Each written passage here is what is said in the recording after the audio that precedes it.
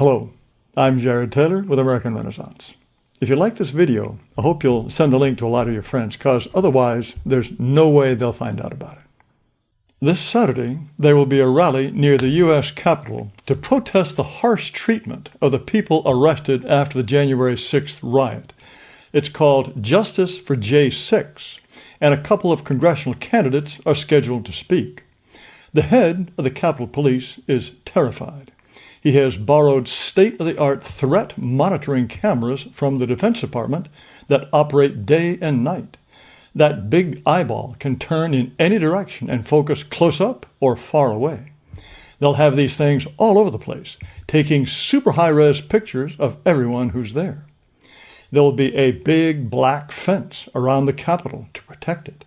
The Palace of Democracy will be behind bars. The Capitol Police will be on high alert with every man on deck. The D.C. City Police will activate its entire force and has canceled all vacations. The National Guard Quick Reaction Force has been asked to stand by. What in heaven's name are they afraid of? White supremacy, of course. Top law enforcement officials keep telling us the biggest domestic terror threat comes from white supremacists. And the media assure us that's what the January 6th riot was all about. The New York Times explained it all in an article called White Riot. It said white supremacy and frank racism are prime motivators. PBS and NPR said that the Capitol insurrection was never about the election. It was about white supremacy. So anyone who thinks the rioters are being treated unfairly is a white supremacist just dying to run amok. I'll make a prediction. If there is any trouble at all, it will be from hopped-up lefties, of which there are many in Washington, D.C. The people organizing the rally say anyone who was charged for January 6th, but who did nothing violent, is a political prisoner. Are they right? Well, National Public Radio says the manhunt for people who entered the Capitol has been the biggest criminal investigation in U.S. history, bigger than the investigation into 9/11, and far bigger than any attempt to catch BLM looters and arsonists who rioted for months, caused billions in damage, made 200 cities declare curfews, and forced 30 states to call out the National Guard. You see, the January 6 people are in an entirely different category. In March, FBI Director Christopher Wray told the Senate, "We, the FBI, consider this a form of domestic terrorism." It put up the faces of people who were inside the Capitol on bus shelters and asked the public to identify them. 2 months ago, the FBI was bragging it got more than 200,000 tips from the public and was still asking for more. It did nothing like this to try to find BLM criminals who burned police cars and tried to kill police officers. As of September 15th, the feds had charged 642 people so far. Please note the so far. Even if you just walked into the Capitol through open doors, they will arrest you if they find you. If you want a side-by-side comparison of what happened in the Capitol takeover compared to the BLM riots, and to the Donald Trump inauguration riots that everyone has forgotten, the website Real Clear Investigations lays out the facts.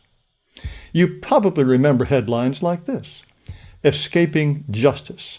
Hundreds of BLM rioters, looters, and vandals have charges dropped despite destruction from violent protests. That was in New York, but it was the same everywhere. The New York Times explained why charges against protesters are being dismissed by the thousands. They were just exercising basic civil rights. Maybe you remember the riots at the Portland courthouse that went on night after night for months and left the place looking like this. Even a very liberal site called The Crime Report notes that defendants charged in the violent Portland, Oregon protests have received deferred resolution agreements, under which prosecutors promise to drop charges after a certain amount of time if the defendant stays out of trouble and completes things like community service. Meanwhile, back in D.C., So many people from January 6th have been rotting in the D.C. jail that it had to open up a defunct wing the jailers derisively call the Patriot Unit. According to one lawyer, it has black mold and brown drinking water. Things are so bad that Jan 6 defendants win unlikely Dem champions as they face harsh detainment. Even Senator Elizabeth Warren says that holding them in solitary confinement is cruel and psychologically damaging. The article quotes a defense lawyer. It's not normal to isolate people and make them eat on the floor. But progressive champion Senator Dick Durbin, who has long called for abolishing solitary confinement, says there should be an exception for what he calls insurrectionists. The same article notes some Jan 6 defendants have contended that there is a racial component to their treatment. Most are white, some affiliated with white nationalist groups, while most D.C. inmates and prison guards are black. Judge Paul Friedman said last week that those concerns are not necessarily illegitimate. I know of not one defendant affiliated with a white nationalist group. Richard Barnett is the man who was photographed in Nancy Pelosi's office. He was never violent. He destroyed no property. He put his feet on Nancy's desk, reportedly at the request of a news photographer. He was also carrying a stun gun. He was from Gravette, Arkansas, but was stuck in the D.C. jail in solitary confinement for 109 days until he was released over the objections of the Justice Department, which wants to keep him there until his trial begins, whenever that will be. He says prison guards, probably black, grabbed him and threw him violently to the ground. Many prisoners have stories like that. Any chance they will have charges dropped in exchange for community service? Ha!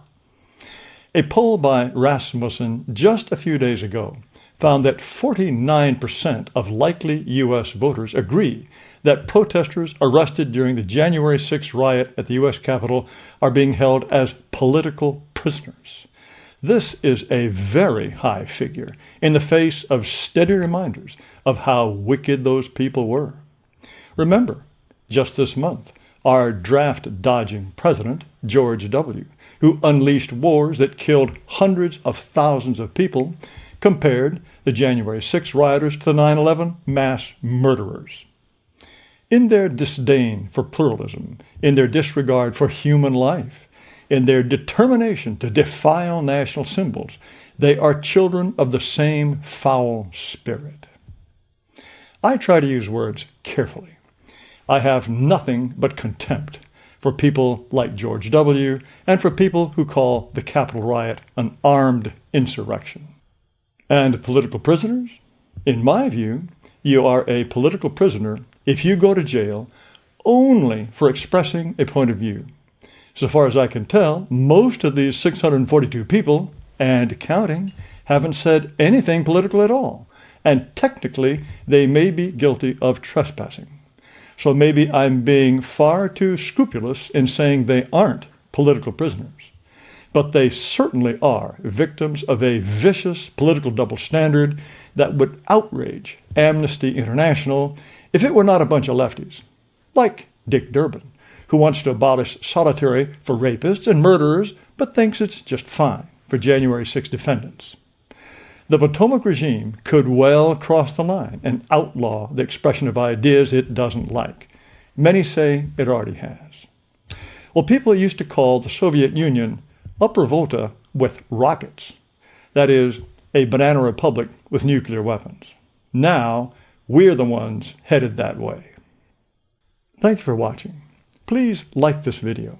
Also, I'd ask you to subscribe to the video channel. And also, please visit amren.com, AMREN.com. You'll find videos, podcasts, discussions, a lot of things that I think will interest you. But again, thanks so much for watching.